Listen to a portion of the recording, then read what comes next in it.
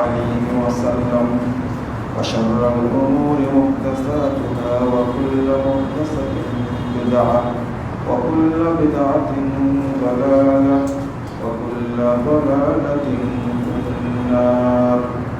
أعوذ بالله من الشيطان الرجيم.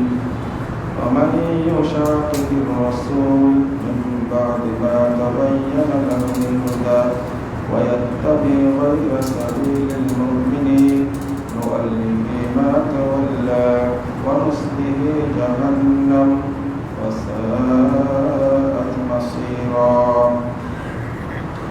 عن ابي هريره رضي الله عنه قال قال رسول الله صلى الله عليه وسلم افضل الصيام بعد رمضان شهر الله المحرم الى اخر الحديث.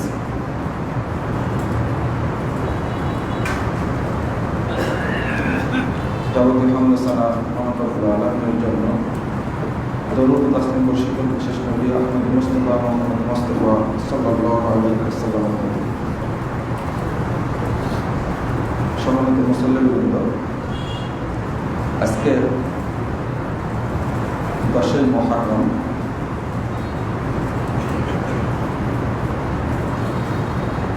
আরবি মাসের বছরের প্রথম মাস মুহররম। আমরা আল্লাহর কাছে দোয়া করি আল্লাহ যেন এই বছরটা মুসলিম উম্মার জন্য কল্যাণকর করে দেয়। আমাদেরকে যেন আল্লাহ এই বছরের পুরোটাই নেক আমল করার তৌফিক দান করে। আল্লাহ যেন যাবতীয় অনিষ্টতা থেকে আমাদেরকে হেফাজত করে। আমিন ইয়া রাব্বাল আলামিন। বন্ধুরা, আজকে আলোচনা করব শিয়াদের জঘন্য কর্মকাণ্ড। শিয়াদের যে বর্তমান অবস্থান সেই বিষয়ে সাধারণ মানুষ তো বটেই, বহু আলেম ইসলামপন্থী তারা শিয়াদেরকে খুব মহব্বত করে, খুব ভালোবাসে। এজন্য শিয়াদের ব্যাপারে আপনাদের পরিষ্কার ধারণা রাখা উচিত। আমাদের অনেকেরই স্বচ্ছ ধারণা নেই। এই 10ই মুহররম উপলক্ষে শিয়াদের প্রধান একটা অনুষ্ঠান তারা করে থাকে, সেটা হুসাইন রাদিয়াল্লাহু আনহু এবং হাসান রাদিয়াল্লাহু আনহু তাদেরকে নিয়ে তাজিয়া মিছিল বের করে থাকে। এবং শিয়াদের সবচেয়ে বড় দিন এটা, এই 10ই মুহররম। একটা জিনিস সংশোধন করে দেওয়া আগেই আমরা বলবো হুসাইন রাদিয়াল্লাহু আনহু, কিন্তু আমরা ইতিমধ্যে বাংলাদেশে বহু মানুষ বক্তব্য দেয়, লিখনীতে বলে ইমাম হাসান ইমাম হুসাইন। এটা শিয়াদের থেকে এসেছে। শিয়ারা 12 ইমামে বিশ্বাসী। সেক্ষেত্রে এমনকি শিয়ারা তাদের কিছু দল আছে, হাসান এবং হুসাইন রাদিয়াল্লাহু আনহুমা রাসূলুল্লাহ সাল্লাল্লাহু আলাইহি ওয়াসাল্লামের জামাতা আলী রাদিয়াল্লাহু আনহুর 2 ছেলে। এই ইমাম শব্দটা যোগ করে তাদেরকে নবী রাসূলদের চেয়ে উত্তম মনে করে থাকে। এই জন্য আমরা ইমাম হাসান ইমাম হুসাইন এই শব্দটা ব্যবহার করব না। আপনাদের নামের শুরুতে শেষে হুসাইন শব্দটা যোগ করা হয়, হাসান শব্দটা যোগ করা হয়। যাদের যোগ করা আছে তারা বাদ দিবেন। আর ভবিষ্যতেও কোনোদিন হাসান বা হুসাইন শব্দটা যোগ করে নাম রাখবেন না। নাম হলো মাহমুদ, কিন্তু আমরা যোগ করেছি মাহমুদুল হাসান।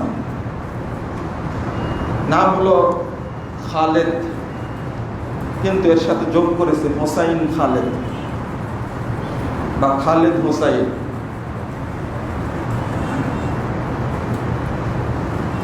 তারপরে আফজাল হুসাইন,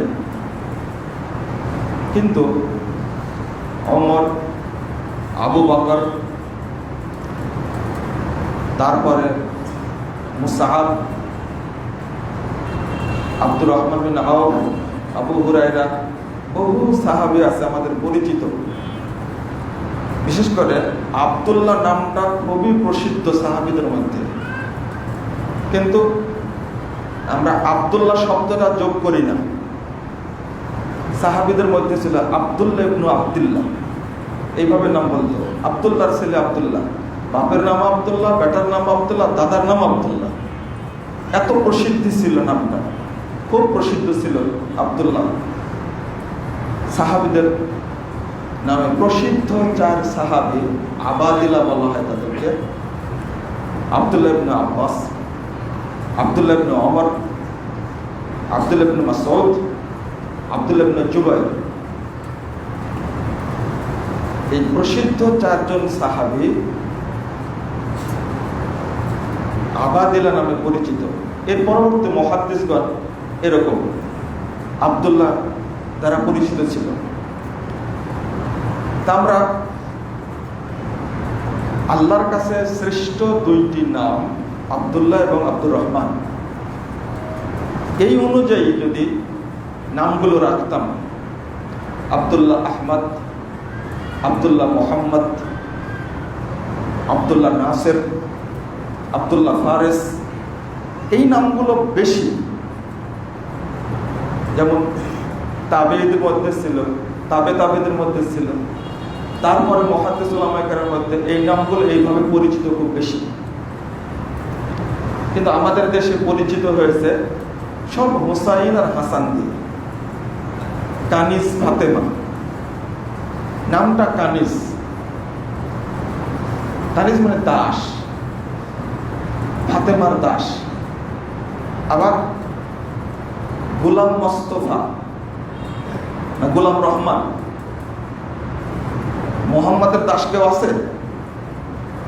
দাস কার হয়? মূলত আল্লাহ। নাম হবে গোলাম রহমান হতে পারে, গোলাম রাব্বানি হতে পারে। গোলাম মোস্তফা কি করে হয়? নূর মোহাম্মদ কি করে হয়? নূর নবী কি করে হয়?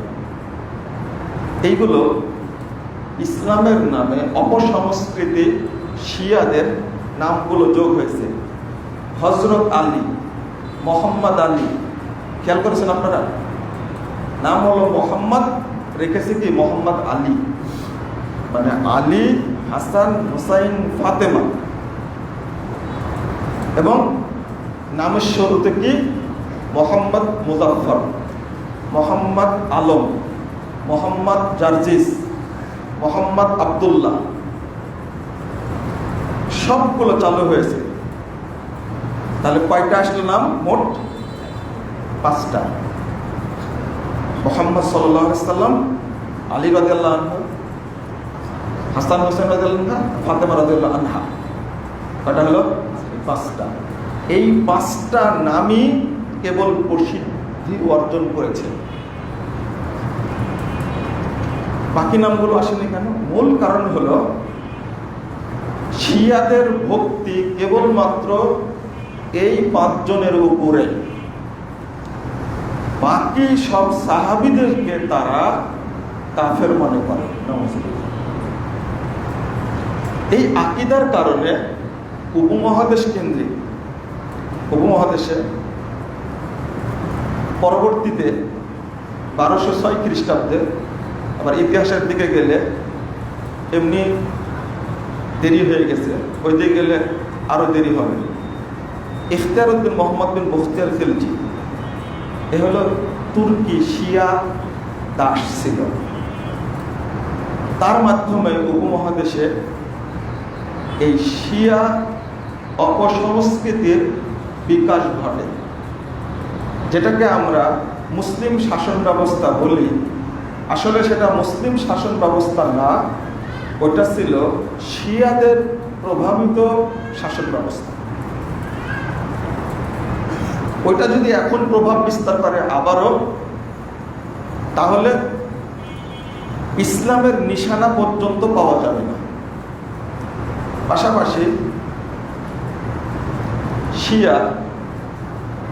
শিয়াদের মদতপুষ্ট কোনো সরকার যদি বাংলাদেশের মসনদে আসীন হয়, তাহলে এই সালাফি আকিদার, আহলে হাদিস আকিদার যারা বাংলাদেশে আছে, তাদের বসবাস করা সম্ভব হবে না। কারণ তাদের ফতোয়াই হলো হাল্লালাহুম দিমাউহুম ওয়া আমওয়ালুহুম। আমি একটু পরে বলবো। কারণ শিয়াদের কাছে আহলে সুন্নাহ ওয়াল জামাতের, সালাফিদের, আহলে হাদিস আকিদা যাদের, তাদের রক্ত এবং সম্পদ হালাল। নাউজুবিল্লাহ। এজন্য সিরিয়ার বাশার আল আসাদ, এর আগে কে ছিল? হোসনি মুবারক। তারপরে ইরানের খোমেনি শাসক, ইরাকের বর্তমান শাসক, এরা এবং ইয়ামানে যে হুতি বিদ্রোহী, তারা সবাই শিয়া। এরা সুন্নি মুসলিমদেরকে হত্যা করা জায়েজ মনে করে, আর সুন্নি মুসলিমদের সম্পদ ছিনিয়ে নেওয়াটাকে হালাল মনে করে। কারণ তারা পৃথিবীতে বেঁচে থাকার অধিকার রাখে না। এটা হলো শিয়াদের আকীদা। আমরা না জানার কারণে অনেক ভুল করে থাকি। এই ভুল থেকে আমাদের বেরিয়ে আসতে হবে। ইসলামের ইতিহাসে মৌলিক 4টা ফেরকা আপনাদের মনে রাখা লাগবে। ইমাম ইবনে তাইমিয়া রাহিমাহুল্লাহ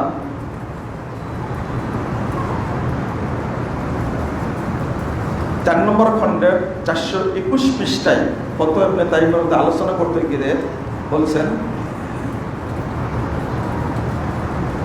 সালাফিদের কাছে অন্যতম মূলনীতি হলো 4টা ফেরকা। একটা হলো খারেজি, শিয়া, মুরজিয়া আর কাদারিয়া। কটা হলো? 4টা। এই 4টা ফেরকা হলো মূল এবং পতনপুষ্ট ফেরকা। এরপরে আহলে সুন্নাহ ওয়াল জামাতের বাহিরে পৃথিবীতে যত ফেরকার জন্ম নিয়েছে, সব ফেরকা এই 4টা ফেরকার শাখা। কথা মনে থাকবে আপনাদের, তো মনে রাখা লাগবে। একটা কি খারেজি, একটা কি শিয়া, একটা হলো মুরজিয়া, আর একটা হলো কাদারিয়া। এই 4টা ফেরকাকে রাসূলুল্লাহ সাল্লাল্লাহু আলাইহি ওয়াসাল্লাম জাহান্নামী বলে গেছেন এবং ভবিষ্যৎবাণী করে গেছেন। তার মধ্যে খারেজিদের ব্যাপারে 2টা পড়া ভবিষ্যৎবাণী। একটা হলো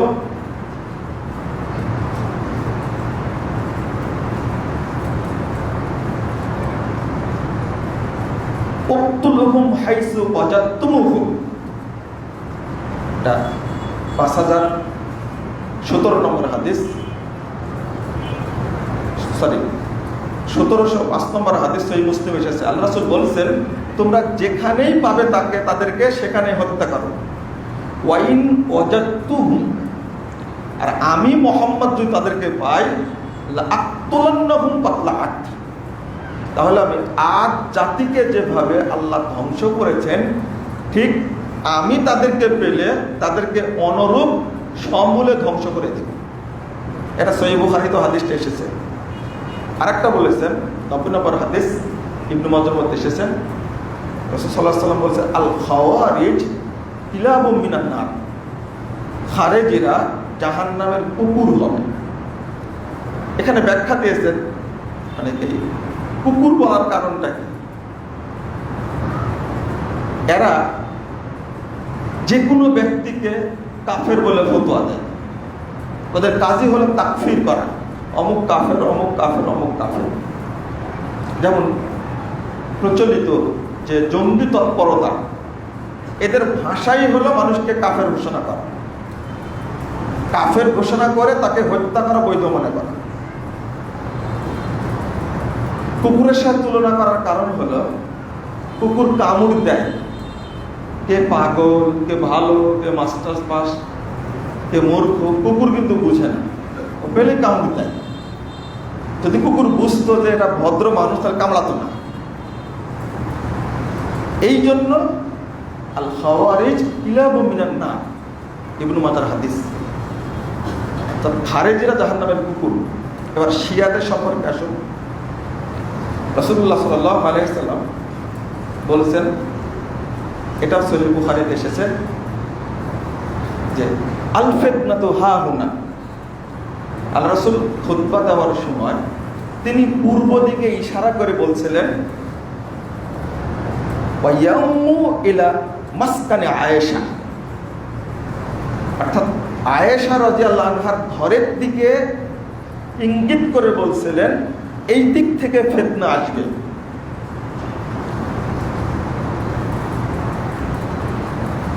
মুসনাদে আহমদের হাদিসে এসেছে যে ফিতনা আসবে ইরাক থেকে, 3 বার বলেছেন আল ফিতনাতু হা হুনা, আল ফিতনাতু হা হুনা, আল ফিতনাতু হা হুনা। এই হাদিস থেকে আর আগের হাদিস থেকে মুহাদ্দিসগণ সমন্বয় করেছেন যে মা আয়েশা রাদিয়াল্লাহু আনহাকে লক্ষ্য করেই শিয়াদের ফিতনাটা জোরদার হবে। আরেকটা আসছে হিনা ইয়াতলু কর্মুশ শয়তান, অর্থাৎ যেদিক থেকে সূর্য উঠে শয়তানের 2 সিংহের মাঝ থেকে, এটা কি পূর্ব দিক না উত্তর দিক? হ্যাঁ, উত্তর দিক, পূর্ব দিক। এটা তো সূর্য যে পূর্ব দিকে উঠে এতে কোনো সন্দেহ আছে? ইয়াতলু কর্মুশ শয়তান। তো এই হাদিস থেকে ফিতনা ছড়ানোর মূল দল যে শিয়া, এইটা রাসূলুল্লাহ সাল্লাল্লাহু আলাইহি ওয়াসাল্লাম ইঙ্গিত দিয়ে গেছেন। তো আমরা যেটা বলবো,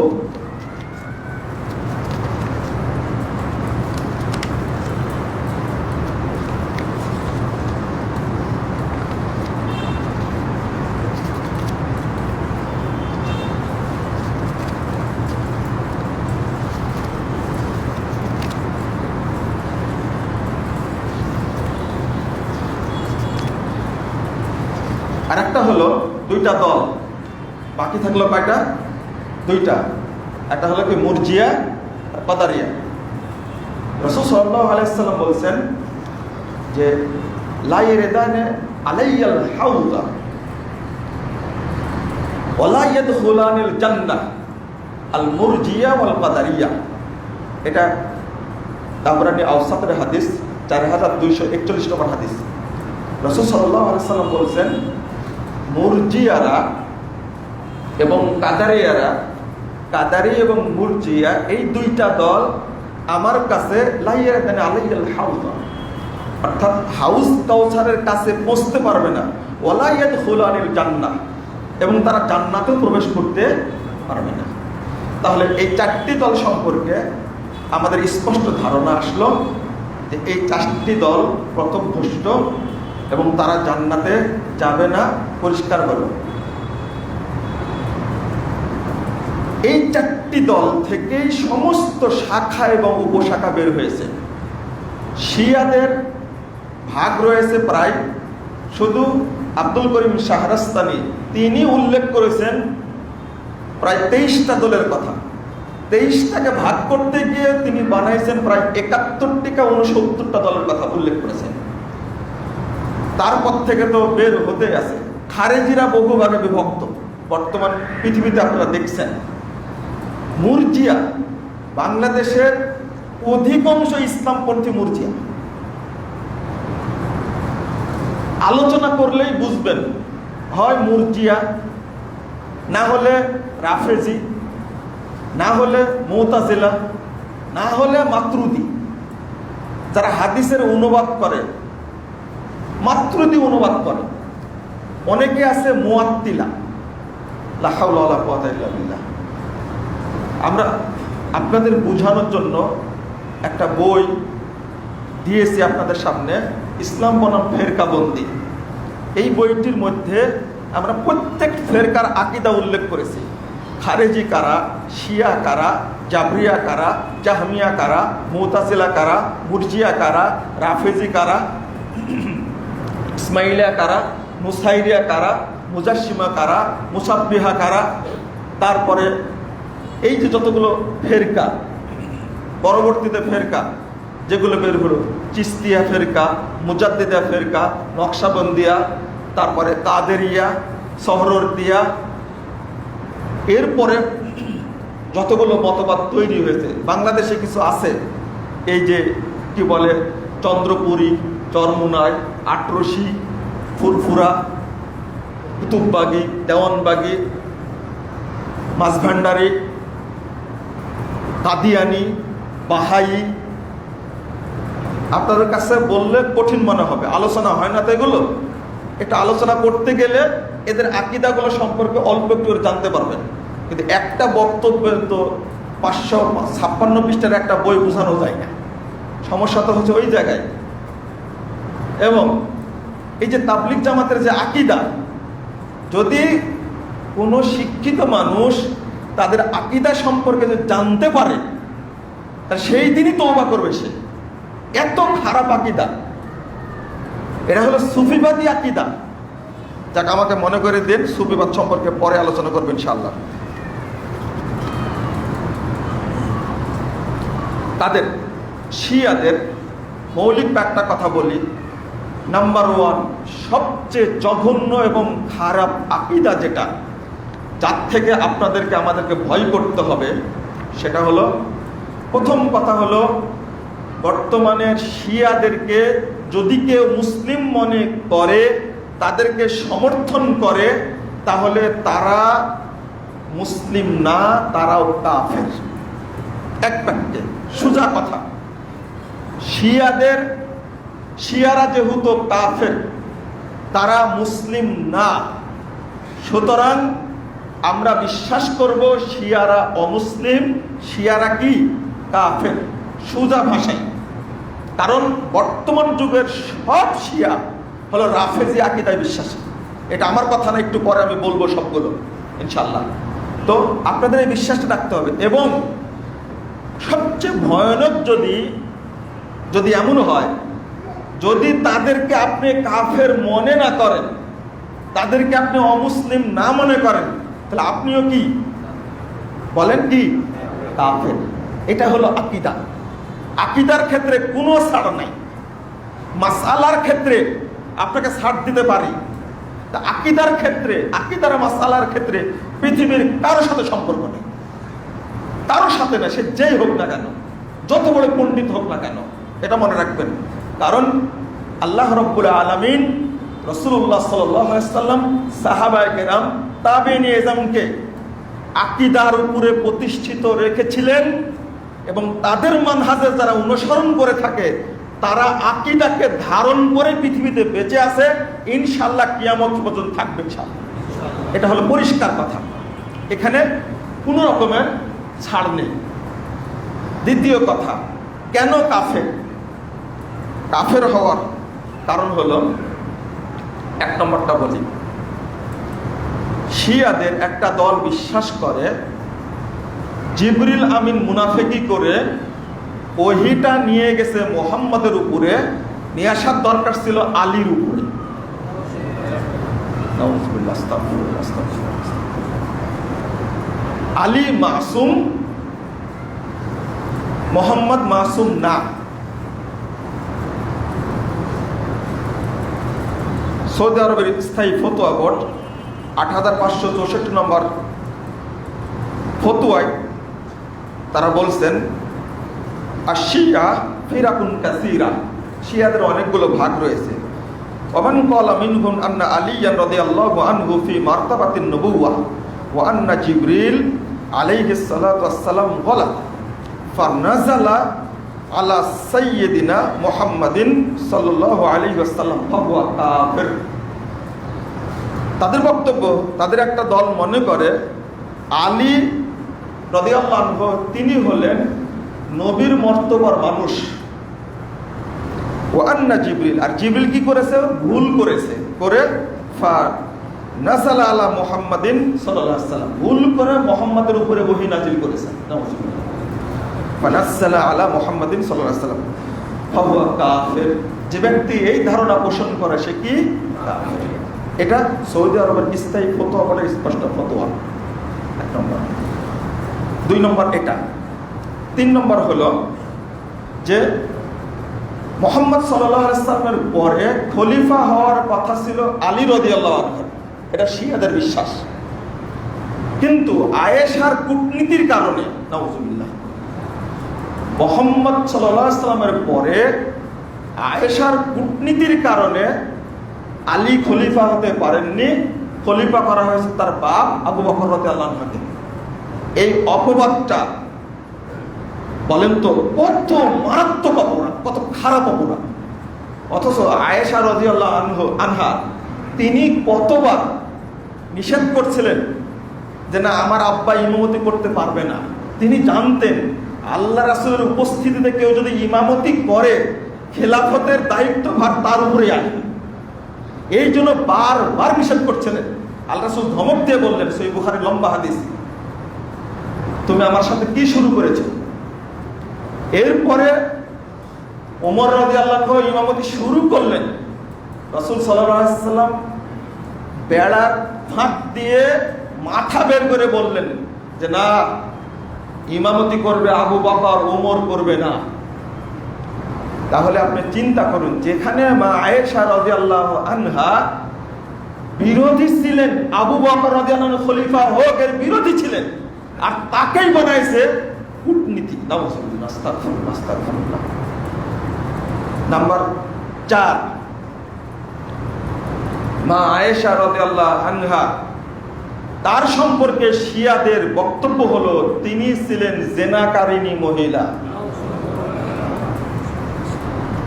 সিদ্দিকা বিনতে সিদ্দিক, সিদ্দিকের মেয়ে সিদ্দিক। আল্লাহ রাব্বুল আলামিন আবু বকর রাদিয়াল্লাহু আনহুকে যেমন সিদ্দিক বলেছেন, ঠিক মা আয়েশা রাদিয়াল্লাহু আনহার পক্ষে সূরা নূরের মধ্যে 10টি আয়াত নাজিল করে সিদ্দিকা প্রমাণ করেছেন মা আয়েশা রাদিয়াল্লাহু আনহাকে। বলুন, উম্মাহাতুল মুমিনিনের মধ্যে একজন মা আয়েশা রাদিয়াল্লাহু আনহা, যেখানে আল্লাহ রাসূল বলেছেন যে পৃথিবীর সমস্ত মহিলাদের মধ্যে আয়েশার মর্যাদা জান্নাতে অনুরূপ, যেমন সমস্ত খাদ্যের মধ্যে সারিদ খাদ্যের মর্যাদা দেন। এইরকম মর্যাদা বর্ণনা করার পরেও মা আয়েশা রাদিয়াল্লাহু আনহাকে তারা বলে জেনাকারিনী মহিলা। নাউযুবিল্লাহ, আস্তাগফিরুল্লাহ, আস্তাগফিরুল্লাহ। মনে রাখবেন, একজন সাহাবীকেও যদি কেউ অপবাদ দেয় সে আর মুসলিম থাকে না, সে আর মুসলিম থাকে না। কোন বিদ্বান তাকে আর মুসলিম বলেননি। কতটা বক্তব্য নেবেন আপনি? তারপরে নাম্বার 5 যেটা, সেটা হলো শিয়ারা সবচেয়ে ভয়ানক যে কাজটা করেছে, কুরআনটা বিকৃত করেছে। কোরআন কি করেছে? বিকৃত করেছে। শিয়াদের কোরআন হলো 90 পারা, আর আমাদের কোরআন কত পারা? 30 পারা। বাড়াইছে কত পারা? 60 পারা। সবচেয়ে ভয়ানক হলো যে আসমানি গ্রন্থ কোরআনকে পরিবর্তন করা হয়েছে। এই উসমানী মুসহাফ থেকে শিয়ারা বিরোধিতা করে বহু আয়াত পরিবর্তন করেছে।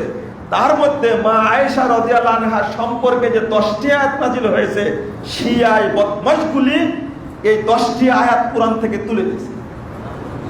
এবার নেন, তাহলে এই যে কথাগুলো বললাম, এইগুলোই যদি আপনারা চিন্তা করেন, তাহলে তাদেরকে কি মুসলিম বলা যায়? যে তাদেরকে মুসলিম বলবে, যে তাদেরকে সমর্থন জানাবে, সে মুসলিম কি করে হয়? যারা খোমেনির শাসন ব্যবস্থাকে সমর্থন জানায় তারা মুসলিম না। সোজা একবারের হিসাব, ইয়ামানে অন্তত 10,000 সালাফি আলেমকে হুতিরা ব্রাশ ফায়ার করে সরাসরি মেরে ফেলে দিয়েছে।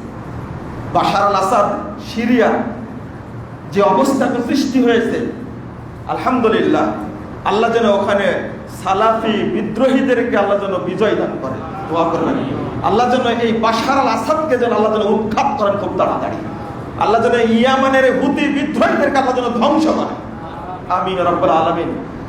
আর এই সিরিয়া, যেখানে সালাফি আলেমদের একটা ভূখণ্ড সিরিয়া বলা হয়, যেখানে ইবনে তাইমিয়া জন্ম, যেখানে ইবনুল কাইয়িম রাহিমাহুল্লাহ জন্ম, যেখানে ইমাম ইবনে কাসিরের জন্ম, যেখানে ইমাম আলবানী রাহিমাহুল্লাহ, এত বড় মুজাদ্দিদ বর্তমান যুগের, তিনি সেখানেই ছিলেন।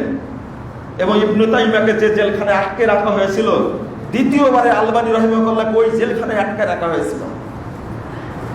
এই জায়গাটা দখল করেছে শিয়ারা এবং বাশার আল আসাদকে অর্থ দিচ্ছে, টাকা দিচ্ছে, সৈন্য দিচ্ছে, অস্ত্র দিচ্ছে।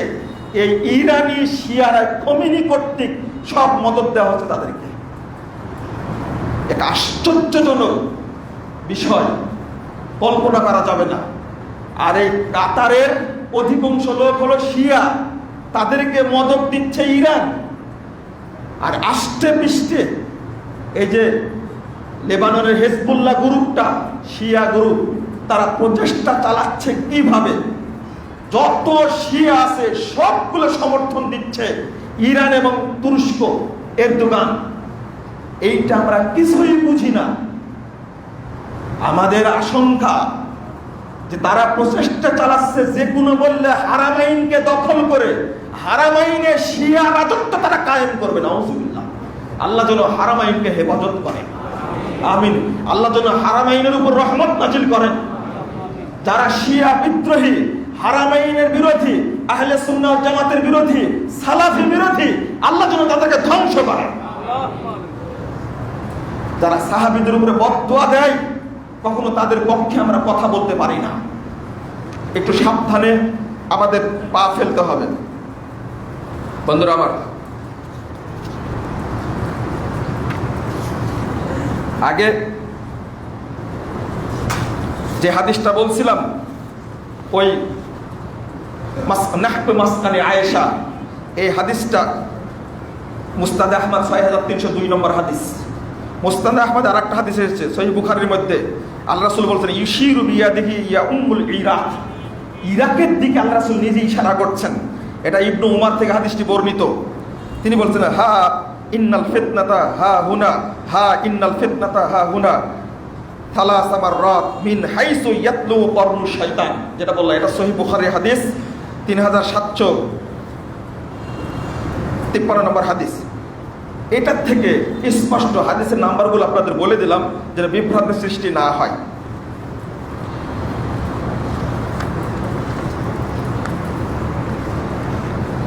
একজন সাহাবীকেও যদি কেউ গালি দেয়, এই যে আজকে সকালে একটা বকরি বাঁধা হয়েছে, কতটা বকরি বাঁধা হয়েছে নিজ নিজ মহল্লায়, একটা বকরি বাঁধা হয়েছে আর এই বকরিটাকে পিটানো হচ্ছে এই আজকে 10ই মুহররম। কারণ এই বকরি হলো আয়েশা, নাউজুবিল্লাহ। এই সন্ধ্যা পর্যন্ত মারতে মারতে রক্তাক্ত করে শেষ বেলায় বকরিটাকে হত্যা করবে। আজকে শিয়ারা বড় কেক কাটবে আর কেকের উপরে লেখা থাকবে আয়েশা ফিন্নার।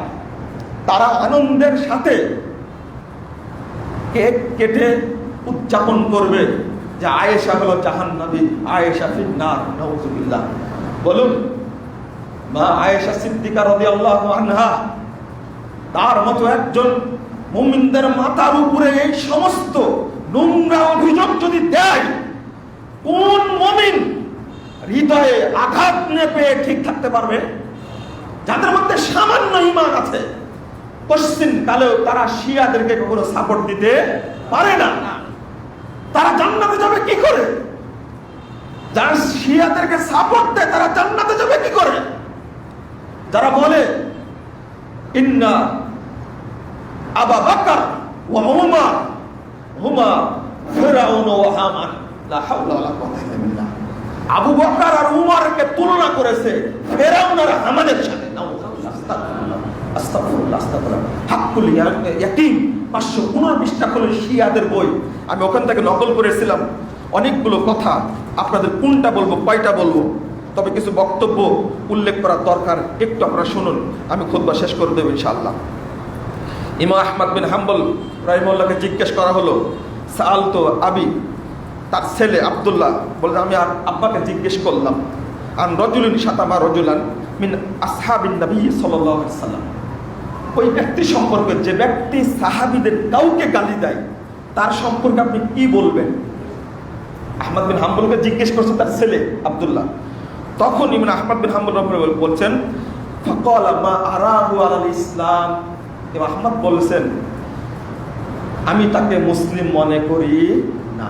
একজন সাহাবীকে যদি কেউ গালি দেয় তাহলে সে কি মুসলিম নয়। এরপরে ইমাম ইবনে তাইমিয়া রাহিমাহুল্লাহ বলছেন,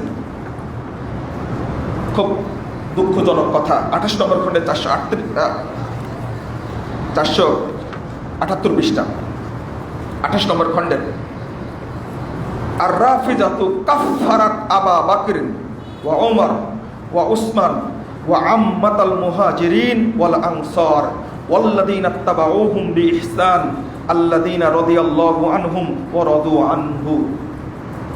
ইবনে তাইমিয়া রাহিমাহুল্লাহ বলছেন, রাফেজি শিয়ারা আবু বকরকে, ওমরকে, ওসমানকে এবং সব মুহাজির সাহাবী এবং আনসারদেরকে তারা কাফের ঘোষণা করেছে।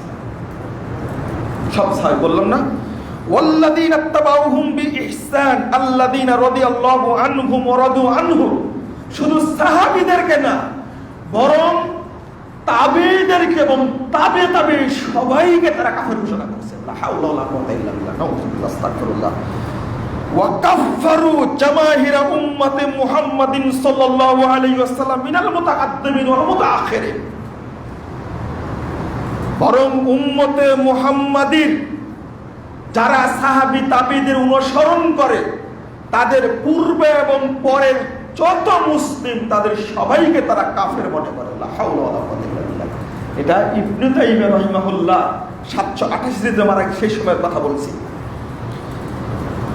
ইহুদি খ্রিস্টানরা কাফের, এতে কোনো সন্দেহ নাই, তবে মুসলিমদের জন্য শিয়ারা ইহুদি খ্রিস্টানের চেয়ে বেশি ভয়ানক। এই বক্তব্যটা আমার না, ইবনে তাইমিয়া রাহিমাহুল্লাহ তারপরে বলছেন,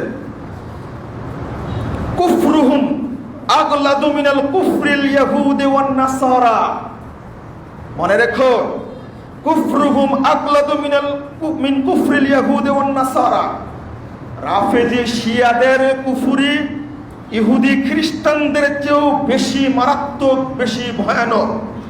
লিআন্না উলাইকা ইনদাহুম কুফফারুন আসলিউন ওয়া হাউলাই মুরতাদুন, কারণ হলো ইহুদি খ্রিস্টানরা এমনিতেই কাফের, আর এটা সত্তাগত কাফের, আর এই শিয়ারা তারা মুরতাদ হিসাবে কাফের।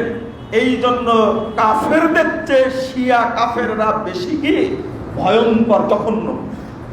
ইহুদি খ্রিস্টানরা কাফের, তাদের উপরে হজ জারি করা ফরজ। বলেন, ইহুদি খ্রিস্টানরা কাফের, তাদের উপরে কি মুসলিম সরকার হজ জারি করতে ফরজ? তাদের উপরে ফরজ। যারা মুসলিম হওয়ার পরে মুরতাদ হয় তাদের উপরে হজ জারি করা মুসলিম শাসকের উপরে কি ফরজ। এবার বুঝতে পেরেছেন? অন্যান্য কাফেরদের চেয়ে এরা যে বেশি ভয়ানক এই বক্তব্যটা আমার না, ইবনু তাইমিয়া রাহিমাহুল্লাহ বলছেন ওয়া কুফরুর রাদ্দাতে আগলাদু বিল ইজমা'i মিন কুফরিল আসলি। এবার তিনি দলিল দিচ্ছেন মুসলিম উম্মার ইজমা হলো যে সত্তাগত কুফরের চাইতে মুরতাদ হয়ে কাফের সবচেয়ে বেশি ভয়ানক। এটা হলো মুসলিমদের ইজমা, ঐকমত। এটা ছোট করে বলি, শেখ বিন বাজ রাহিমাহুল্লাহর ফতোয়াটা না পড়লে মনে আসতে বলে দিই, তারপরে বলছি, শেষ করে দিই। শেখ বিন বাজ রাহিমাহুল্লাহ 1998 সালে মারা গেছেন। 98 আগের ফতোয়া আপনাদের পড়ে শোনাচ্ছি। শেখ বিন বাজের ওয়েবসাইটে যাবেন, সেখান থেকে ফতোয়াটা আপনারা পাবেন। আমি পড়ছি, তাকে প্রশ্ন করা হয়েছিল, দেখেন প্রশ্নটা একটু পড়ার দরকার। তাকে প্রশ্ন করা হয়েছে তাদেরকে, মা তাকুলুনা ফি রাজুলিন ক্বালা লাইসা হুনাকা ফারকুন বাইনা সুন্নি ওয়া শিয়া। যারা বলে শিয়া সুন্নির মধ্যে পার্থক্য নাই, তাদের ব্যাপারে আপনারা কি বলবেন? কোন মুসলিম দেশের কোন মুফতি বলেছে সুন্নি আর শিয়ার মধ্যে কোনো কি নাই, পার্থক্য নাই? তা আপনার মতামত কি? এই কথা যে বলে মতামত কি? তারপরে তিনি বলেছেন ওয়ায়াকুলু হারামুন আলাইনা আন নাকুলা হাদা সুন্নি ওয়া হাদা শিয়া। এবং মুফতি বলছে যে এ শিয়া এ সুন্নি এই ধরনের কথা বলা হারাম। যদি কেউ এই ধরনের কথা বলে কোনো আলেম, কোনো মুফতি, তার ব্যাপারে আপনি কি বলবেন? শেখ বিন বাজ রাহিমাহুল্লাহ এবার তিনি উত্তর দিচ্ছেন, অনেক বড় উত্তর দিয়েছেন, আমি সংক্ষেপে বলবো। তিনি বলছেন ফিহি ইজমালুল খাতা, বলছে এই বক্তব্যটা পুরোটাই সম্পূর্ণটাই ভুল। তারপরে বলছেন শিয়ার অনেক ভাগ বিভক্ত, তার মধ্যে ভাগ করতে গিয়ে তিনি উল্লেখ করছেন এবার ওয়ালাকিন আখতারুহুমুর রাফিজা, এদের মধ্যে সবচেয়ে বেশি ভয়ানক ক্ষতিকর হলো রাফেজিরা, আসহাবুল খমিনি। রাফেজি কারা? খমিনির যারা অনুসারী তারা। ভালো করে শুনুন, হাউলাই আখতারুহুম, এরাই হলো অন্য শিয়াদের চেয়ে সবচেয়ে বেশি ভয়ানক। ও হাকাজান নুসাইরিয়া আসহাবু হাফেজ আল আসাদ ওয়া জামাতুহু ফি সুরিয়া, সিরিয়াতে বাশার আল আসাদের যে জামাত আছে তারা। ফাল বাতিনিয়া আল্লাযিনা ফি সুরিয়া, সিরিয়াতে বাতিনিয়ারাও আছে, নুসাইরিয়াও আছে, আবার রাফিজরাও আছে। ওয়াল বাতিনিয়া আল্লাযিনা ফি ইরান ওয়াল বাতিনিয়া ফিল হিন্দ। দেখছেন, এই উপমহাদেশের কথাও তিনি উল্লেখ করছেন। গ্র্যান্ড মুফতি তো আর এমনি হননি, সারা পৃথিবীর আলেমদের শ্রদ্ধা পাওয়ার একমাত্র ব্যক্তি। দীর্ঘ প্রায় মোটামুটি 500 বছর পরে এইরকম মর্যাদা কেউ দেয় পৃথিবীতে। আলবানিকে অনেকে গালি দিয়েছেন, শেখ উসাইমিনকে অনেকে গালি দিয়েছেন, কিন্তু শেখ বিন বাজকে পৃথিবীর কোন মানুষ গালি দেওয়ার সাহস পায়নি। এত বড় পাণ্ডিত্যপূর্ণ ব্যক্তি ছিলেন, কত বড় জ্ঞানী মানুষ, আশ্চর্য। তিনি বলছেন, এবং উপমহাদেশে যারা বাতিনি আছে শিয়া,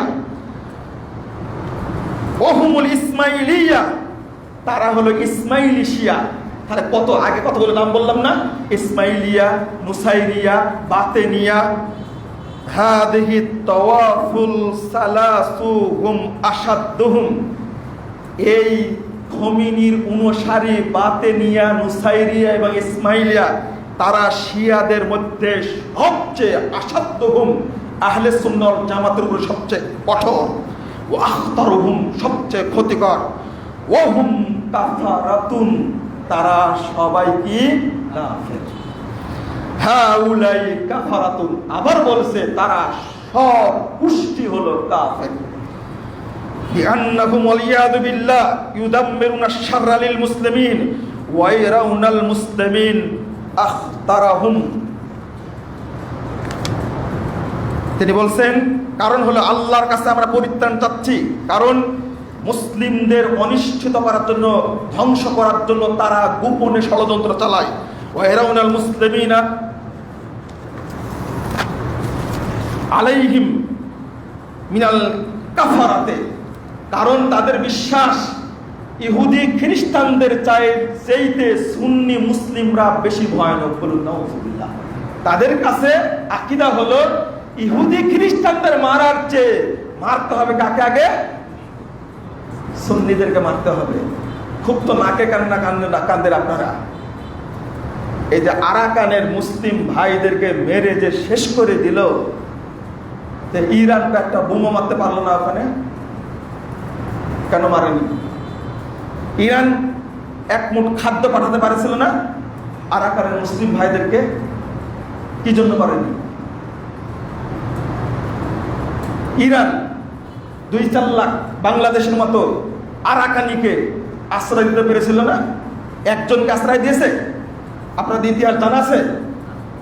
ইরানে ইরাকে একজন আরাকানি মুসলিম সুন্নি ভাইকে আশ্রয় দিয়েছে। আপনারা জানেন এটা? অথচ 50,000 আরাকানি মুসলিম ভাই বোনকে এই মায়ানমার সরকার, ইন্ডিয়া এবং চীন মিলে যেভাবে অত্যাচার করে, একবারে পশু কাটা করে নদীতে ফেলে দিয়ে দিনের পর দিন নদীতে ভেসেছে, হত্যা করেছে 50,000 মুসলিমকে। ওই ইরান তো এক মুঠো খাবার তাদেরকে দেয়নি। পক্ষান্তরে বাংলাদেশের সরকার অন্তত 11 লক্ষ আরাকানিকে আশ্রয় দিয়েছে। আলহামদুলিল্লাহ। এই ভাইয়েরা কোথায় যাবে? এরা আরাকানি না, এরা রোহিঙ্গা না, এরা হলো মুহাজির ভাই বোন। আমরা রোহিঙ্গা বলে ট্রিট করবো না, এরা কি? মুহাজির ভাই বোন। তারা আমাদের কাছে এসেছে, আশ্রয় নিয়েছে। আলহামদুলিল্লাহ। সৌদি আরবে প্রায় 18 লক্ষ আরাকানি মুসলিম ভাই বোনদেরকে স্থায়ী তাদেরকে নাগরিকত্ব দেওয়া হয়েছে। বন্ধুরা আমার, কই এরা একটুকু চিন্তা করেনি কেন? চিন্তা না করার মৌলিক কারণ হলো এরা সবাই হলো সুন্নি মুসলিম। এদের সাথে আরাকানিদের একবারে সৌদি আরবের একবার আত্মার সম্পর্ক রয়েছে। অতএব তাদেরকে আশ্রয় দেওয়া যাবে না। অন্য সরকার সহযোগিতা করলো, মুসলিম রাষ্ট্র বলেন আপনারা, নাউজুবিল্লাহ। তারা তো করেনি। একটা পতিতালয় ইরান রাষ্ট্রটাকে মুসলিম রাষ্ট্র ঘোষণা করে, যারা সাহাবীদেরকে গালি দেয়, আবার কেউ স্ট্যাটাস দেয় এরা মুসলমানদের খলিফা। তওবা না করলে তোমার মুসলমান হওয়ার সুযোগ নাই, তুমি আগে তওবা করো। খুতবা শুরু করেছি পরে, ঠিক নাসিরউদ্দিন আলবানী রাহিমাহুল্লাহ সেম একই কথা বলেছেন। যাক, আলবানীর কথা তিনি বলছেন, রুহুল্লাহ আল খামিনি তিনি বলছেন স্পষ্ট করে, ওই যে 5-6টা বললাম না শিয়াদের আকীদা, এটা উল্লেখ করে বলছেন, ফাকুল্লু মান ক্বালা বিহা মুতাকিদান ওয়ালাউ বিবাযি মা ফিহা। এইগুলোর কেউ যদি বলে, কোনো একটা যদি কেউ বলে, ফাহুয়া মুশরিকুন কাফিরুন ওয়া ইন সামা ওয়া সাল্লা ওয়া জামা আন্নাহু মুসলিম। সে কাফের, সে মুশরিক, যদিও নামাজ পড়ে, রোজা রাখে, নিজেকে মুসলিম মনে করে। এই বক্তব্যটা কার? আলবানী রাহিমাহুল্লাহ। আপনি যাবেন কোথায়? ফাঁক ফোকরো নাই, ফাইজলামি করার জায়গা পান না, তাই না? যারা শিয়াদের বিরুদ্ধে বলে, তারা আপনি তাদের বিরুদ্ধে পিছনে লাগেন, লজ্জা শরম লাগে না? কথাটা কেন বললাম? গত 1 সপ্তাহ যাবত আমাকে ফোন দিয়ে যে পরিমাণ গালিগালাজ করেছে, একজন সামনে একাকী পেয়ে ধরে এত অসভ্য ভাষায় গালিগালাজ করলো যে আপনি বড় বড় কথা বলেন, ইতিহাস সম্পর্কে জানেন? আমার ইতিহাস সম্পর্কে জানা নাই। আমরা বলি যে শিয়ারা, আপনি শিয়াদের পাইকারি গালিগালাজ করেন কেন? আমি বললাম যে যতদিন বেঁচে আছে ততদিন করবে ইনশাআল্লাহ। যতদিন ওরা তওবা না করবে, যতদিন মুসলিম না হবে, যতদিন শিয়া থাকবে, ততদিন গালিগালাজ করবো তাদেরকে। কখনো শিয়াদের বন্ধু কখনো সুন্নিরা কেউ হতে পারে না, পরিষ্কার কথা। অনুরূপ ভাবে যারা আহলে সুন্নাহ ওয়াল জামাতের বিরোধিতা করবে, সালাফিদের বিরোধিতা করবে, ওহাবি সালাফি বলে টিক করবে, তাদেরও আমরা কখনো ভালো বলতে পারি না, তাদের বন্ধু আমরা হতে পারি না। তালেবানরা তাদের দেশের জন্য যুদ্ধ করেছে, যে কোনো দেশেই মুসলিমরা করতে পারে, কিন্তু যেখানে আকীদাগত পার্থক্য থাকবে সেখানে তাদেরকে আমরা কখনো নিজেদের ভাই বলে সমর্থন দিতে পারি না।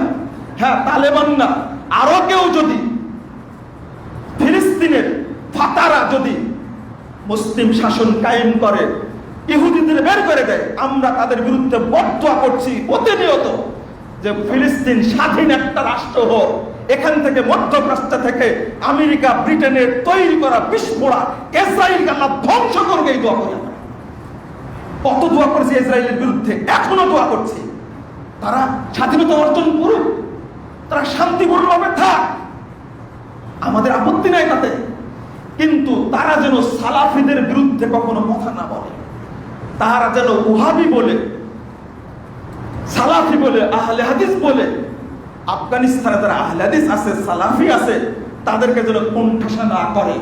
আমরা চাই তারা পূর্ণাঙ্গ ইসলামী শাসন ব্যবস্থা চালু করুক, আর যারা জঙ্গি তৎপরতায় বিশ্বাসী তাদেরকে যেন তারা সাপোর্ট না দেয়। সোজা কথা, আমাদের বক্তব্য এটা। তবে এই শিয়া আশরাফ ঘানি, এই বদমাশটা বহু সালাফে আলেমকে হত্যা করেছে ইরাকের সাথে তাল মিলিয়ে। যেমন ইরাক শেষ করে দিয়েছে বহু আলেমকে, আবু বকর, ওমর, উসমান নাম রাখা ইরাকে নিষিদ্ধ। যেই সালাফি ব্যক্তি পাওয়া যায়, যেই সুন্নি মানুষ পায় ইরাকে, তাকেই ধরে ধরে ব্রাশফায়ার করে।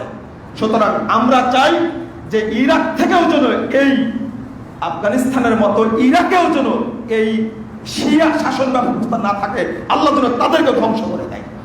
ইয়ামানের শিয়াদেরকে যেন আল্লাহ ধ্বংস করে দেয়, সিরিয়ার শিয়াদেরকে যেন আল্লাহ ধ্বংস করে দেয়। আল্লাহ তুমি সালাফি মুসলিম ভাই বোনদেরকে হেফাজত করো। আল্লাহ তুমি সমগ্র সুন্নি মুসলিমকে তুমি হেফাজত করো।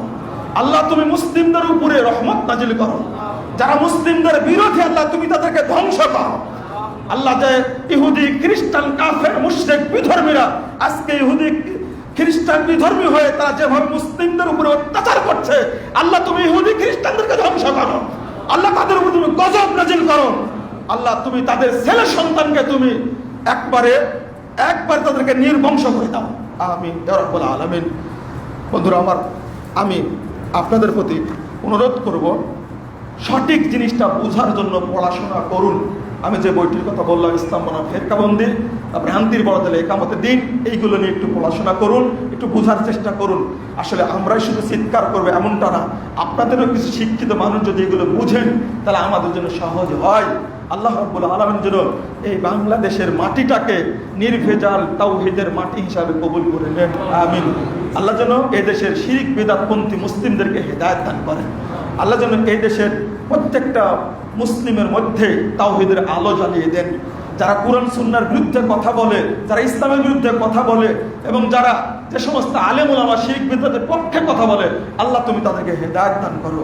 আল্লাহ এদেশের উপরে তুমি রহমত নাজিল করো। আল্লাহ তুমি এদেশের মুসলিমদেরকে হেফাজত করো। আল্লাহ তুমি এই দেশকে হেফাজত করো। আমিন ইয়া রাব্বাল আলামিন। আকুলু কওলি হাদা আস্তাগফিরুল্লাহ লি ওয়া লাকুম ওয়া লিসাইরিল মুসলিমিন।